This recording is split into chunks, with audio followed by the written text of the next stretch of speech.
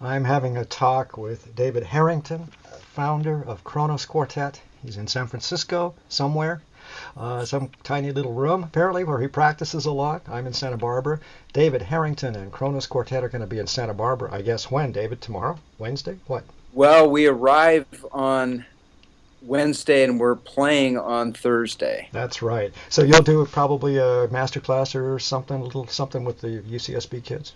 Yeah, I think we're working with a number of students, and I'm actually doing a DJ session on the Friday in one of the high schools. So, yeah, that's right. Ah, yeah, that made no sense at all to me. You'll maybe chat about that if we have time. Sure. Let me get through the details very quickly so everybody in Southern California has an idea of where Kronos Quartet is going to be, what they're up to. Okay, for those in Santa Barbara, we're talking Campbell Hall, UCSB, University of California, Santa Barbara. UCSB Arts and Lectures is the sponsor, co-presented by the UCSB Music Department. Campbell Hall, UCSB. The concert is Thursday. That's this Thursday, a couple, 3 days from now, November 19th at 7 p.m. So be aware that there's a 7 o'clock startup for that concert. Tickets, $10 through $40. It's crazy. Tickets for anybody in Southern California that wants to come up and catch this concert at Campbell Hall, UCSB. The area code for Santa Barbara area tickets is area code 805-893-3535. And I have somewhere your itinerary. Hang on. You want to give it to us because you're going to be around Southern California a little bit, aren't you? Well, we're playing at UCLA, Royce Hall, that's right. yeah, on Wednesday, and then after Yeah. that we go up to Santa Barbara. Wow. So you'll have had a little practice. Good. This Yeah. is good. Now, how about let's talk about this program. I started to look at it, and this is not surprising to anyone that knows Kronos Quartet, but I swear I cannot possibly try to pronounce a single composer. Tell us about that program coming up. And also, how come it's not just a whole hodgepodge? Is there a sense, an arc to it? Well, one of the things I realized recently as I've been meeting lots of musicians, lots of younger musicians, we're doing a lot of mentoring of groups and composers right now. And one of the things was I didn't know a single woman composer for about 3 years into the life of Kronos. And I thought, you know what? Things have really changed a whole lot in the last 39 years since then. And the first female composer to write a work for Kronos was named Anne Silsby. And Anne was a professor at Cornell University.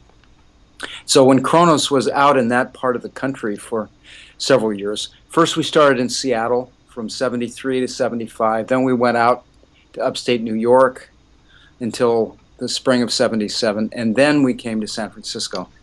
Well, during those 2 years, I finally began to meet musicians and composers of a lot of different styles, and I finally met Anne Silsby. And since that time, many women have written pieces for Kronos, and we thought, let's celebrate this, and let's do it in Santa Barbara. We haven't played any of the pieces we're going to play at UCSB. We've never played them there before. So we're going to start with music of Sofia Gubaidulina. Sofia wrote her string quartet number 4 for the debut that Kronos had in 1994 in the big hall at Carnegie Hall. It was the first time we ever played there. So she wrote this piece for us. Also on that concert, by the way, we did Howl with Allen Ginsberg. And we weren't asked back for a number of years. I have to tell you that. I think they didn't know some of the words that Allen had written into Howl, or maybe they didn't realize what they were getting into. But anyway, we had a great and so we're going to play Sophia's piece. And from there we go to music of Gishi Wiley. Gishi Wiley is, in my opinion, is one of America's greatest musicians on the basis of 5 songs that remain from her recorded legacy. We're going to play Last Kind Words, and it's one of the amazing iconic American pieces, I think. From there, we're going to go to a really recent piece by Wuman. And Wuman, as you might know, um, is, well, in my opinion, she's probably the greatest peepop player uh, performing at this point. We've worked with Wuman since 1992, but never before have we worked with her as a composer. And we invited her to write one of our new pieces we're calling 50 for the Future. This very first year, 5 women, 5 men writing new pieces. Over the next 4 years after this year, each year will be 5 new pieces by women, 5 new pieces by men. Amazing. And at the end of those 5 years, we're intending to have basically an entry point into the work that Kronos does. And this will be available online at the push of a button. Any young group or old group or any group in the entire world will be able to download the scores and the parts to these 50 pieces. Brilliant. And if we do our work correctly, those 50 pieces will give every player who's interested, every group who's interested, an idea of how we do what we do and how much fun it is to be involved in music right now. And anyway, this first year, Wuman has written her piece, and it's called 4 Chinese Paintings. And so we're going to give actually it's the American premiere of 4 Chinese Paintings in Santa Barbara. And from there, we're going to... Who would have known? What's that? I had no idea. Who would have known that this concert would be that important, the Santa Barbara concert? Amazing. Well, how often do you go to a concert and ends up being all guys and nobody says anything about it? It's like, well, we decided to kind of do the same thing, only can you say in reverse or in the other side of the coin or something? I mean, what do we say here? And anyway, after Wuman, we're going to play music of Alexandra Vrabelov. And this is a piece she wrote for us several years ago called Pannonia Boundless. And this has been played by, this is kind of a precursor to the 50 for the Future. And it might be that this piece kind of gave me the idea of it, really. It's a piece that's been played by groups all over the place, and it's fun to play. It's music from taverns in Serbia. Basically, it's tavern music, and it's wild, and it's fun. Everybody has a solo, and everybody goes nuts, and it's a terrific piece. And from there, we're going to music by Missy Mazzoli, and this is a piece called Harp and Altar. And basically, it's about the Brooklyn Bridge. And sweet imagery, sweet imagery. Harp and Altar. From there, we go to music of Laurie Anderson. That one I can pronounce. Yeah, it's a piece called Flow. And I remember a few years ago, I heard this work on Laurie's album. And I'd been wanting Laurie to write for Kronos for 25 years. I called her up and I said, Laurie, you've finally written a Kronos piece. And anyway, we got together and we played Flow for her. And after that, then she began writing her amazing work for us called Landfall. So in a way, Flow was kind of the door opening to Landfall. Also a crazy combination of words. Flow, yes. Landfall. Yeah. Sorry. That's right. Yeah. And after, we're going to end the first half of the show with music by Nicole Lizet. And Nicole wrote Death to Kosmisha a few years ago. It was her first piece for us. And she's an amazing musician from Montreal. And Kosmisha, for those of you that don't know, is me too. I didn't know at the time. Learned later that Kosmisha was a form of East German pop music in the 60s and 70s.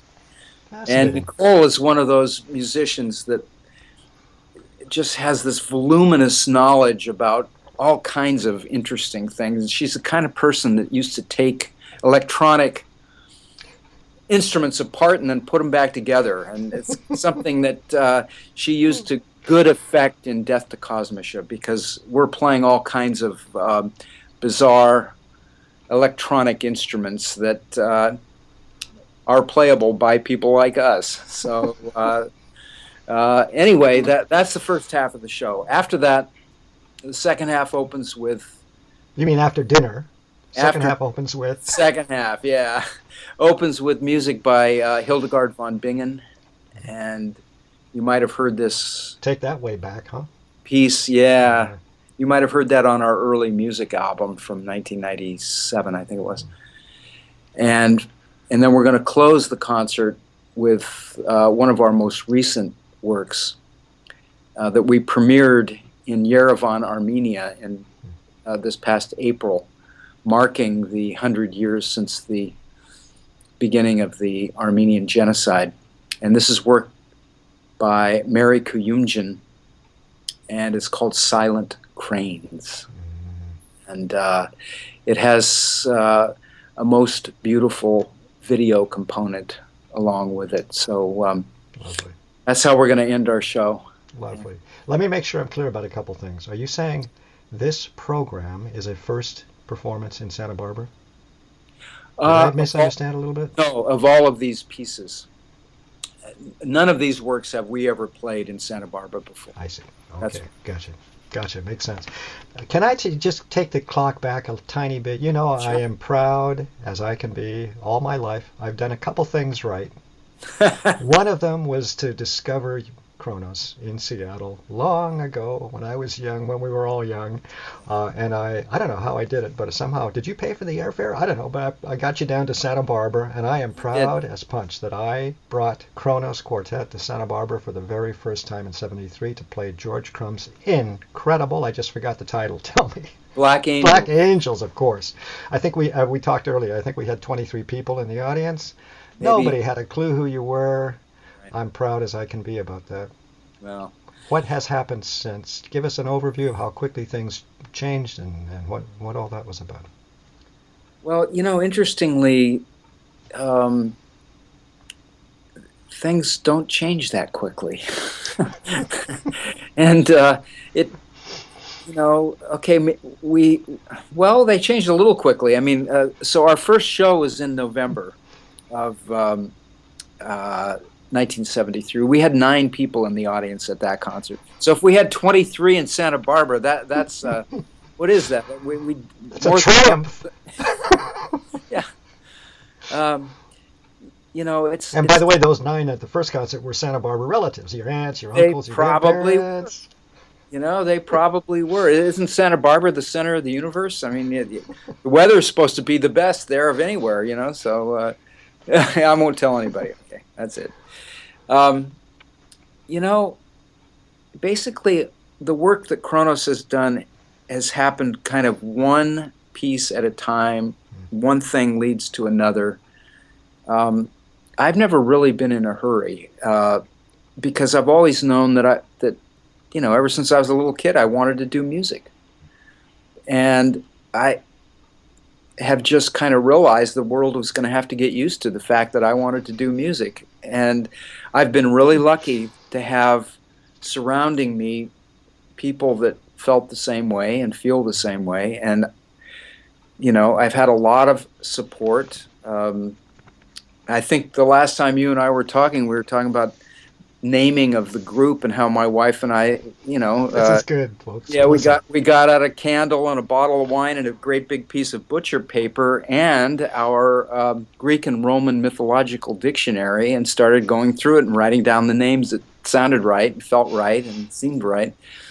And Regan, my wife, came across the god Kronos, spelled Chronos, and you know, the idea of time and chronicling and chronic and chronometer and all that, it just kind of felt right to me, and timeliness. And but I thought the spelling needed a little work, and so and I think maybe I mentioned to you that uh, my parents had they were subscribers to the Reader's Digest when I was a kid, and I remember reading in the Reader's Digest one time about how Kodak arrived at the spelling of its name, and they paid an ad agency a whole bunch of money to tell them that a K was a more dramatic spelling than a CH. Can you imagine Kodak spelled Chodach or whatever? So anyway, I just kind of remembered that in my memory, and Despite the wine. Okay. it was the wine. Yeah, that's it. Uh, and I thought, okay, we'll do Kronos with a K. And I don't know if you know this, but it wasn't until I got to Santa Barbara and that concert that you presented, and afterwards, somebody from the classics department, one of the professors, came up to me and he said, "Do you know what Kronos means?" And I said, "Oh, sure I do. You know, Kronos, the time and timeliness, and the unraveling of this unspinning of time, and all these things." And he said, "You got to be kidding me!" And he said, "Actually, that Kronos was the father of the gods, the one that ate all of his children except for Zeus, and then he got castrated, and the remains were thrown in the ocean, and that became the fish, and so there we are, you know." Boy, oh boy, that's more than Silk Road. I'm determined to get to Silk Road just basically because, may I tell everyone, I think you would agree, you guys were the first Silk Road. You know what I mean? The first people to understand this huge universe around us of great and marvelous music. Well, musicians have been exploring for centuries. That's what we do, Everybody that's a part of the world of music tries to keep their ears open. And you find something you like and you share it. That's what musicians do. And I've been really lucky to have people from all over the world suggesting things to me and bringing music to my attention that maybe I would never have heard before. And the fact that that we've been able to work with people from so many different countries and backgrounds, for me, it's something that is a really important part of being a musician. And now in the time that we're all a part of, and the immense difficulties between peoples and between religions and cultures and languages, musicians have to step up to the plate even more now than ever before. And I was thinking earlier today about the events in Paris, and then I had a meeting with a Mexican composer this morning, and he said every day of the year things like that happen in Mexico every day. And then we were recalling, well, yeah, what about Charleston? And what about Lebanon the day before? And what about... We live in an incredibly violent and intolerant time. And everybody that's a part of music is attempting to create a counterbalance. I know that. And I've never met a lazy musician in my life. You can't... You just can't do that if you're going to be in music. It takes too much work. Yeah. And unfortunately, as a group, we tend to be thought of as kind of the culture tends to sideline us. And I'm convinced the reason is that somebody called it playing music. And the powerful people think musicians are having too much fun because we're playing. And the fact is we are playing, but we're also working at it a lot. And, music should seem like it flies out of the air and lands in the hearts and the ears and the spirits of people, but it takes a lot of work to get it there. And I'm very proud to be a part of the musical community. And there's so many things to do. There's so many things and that can be done, And for me, what I want to do, and I hope this concert will be a part of that, is bring to the attention of our audience just some of the things that can happen in a concert and in a musical situation. It's it's just it's a thrill to be able to do this, and I feel like Kronos is just getting started. I mean, Isn't that amazing? Yeah. it's taken Amazing. 42 years to get to the point where I'm talking to you right now today, but man, I need every minute I can get. I'll tell you that. The interesting thing, I'll just touch on it briefly. We got to kind of wind it down here, but I'm whatever 67 going on 68. I think you might agree with me, that the older I get, the better I finally come to understand this amazing art form that we work with. I finally understand a Beethoven symphony. I finally Really? get how things Well, you're work. lucky because I don't have this. I know less about music than I ever have, and yet I love it maybe more than I ever have. But if I had to tell somebody what does it mean, I don't, you know, Yeah, but inside, come on now, inside, your maybe head's your head's you know, working all the time. You've got it inside going. inside is you come to kind of well, like dealing with the violin, for example. For me, dealing with the violin is something that is an eternal challenge. The violin always wins. There's no point in arguing with it. It always wins. And I've come to understand that. And that's my understanding of music. The violin wins. I like it. I love it. I try to get along with it as much as I can, but ultimately, it has a life of its own. I hate to be so flip after such a heady monologue, but tell me true. Do you guys once in a blue moon, pull down the blinds, sneak into a back room, and play Mozart quartets? Um, no, we don't. But let me tell you something. Let me tell you something. After all of these years, we have been invited to play at the Esterhazy Palace outside of Vienna. It's about 30 miles outside of Vienna. I've been there before. I wanted to kind of check the heartland of the string quartet and just find out what it felt like there. But the Kronos has never played there, and we're going to be mentoring some young Austrian quartets, and then we're giving a concert in the large hall at the Esterhazy Palace. And just yesterday, I went over to Amoeba Records and I purchased a few LPs of Haydn quartets. And I have this idea. Don't tell anybody, okay? But I have this idea. Yeah, okay. That maybe some of those groups we're mentoring will become DJs for us, and they will play Haydn outside the open doors of the Esterhazy Palace while we're doing something else. And I don't know. I'm trying to figure Nice. it out. But anyway, I'll Let, let you let know alone how it goes. somehow how shall I put it discreetly, the repertoire that you perform, I'm trying to balance that with the high Baroque interior of the Esterhazy Palace. I'm trying to Right. figure out whether glass will be shattered, whether artifacts will be destroyed. I mean, it could be really something. You know, I feel very comfortable in the fact that every day since I started Kronos, I've said my little thoughts to Haydn, and I think if you can imagine that this guy basically created an art form in that place, and he just expanded. He just stayed there and got bigger and bigger. And what a wonderful thing. What an amazing thing.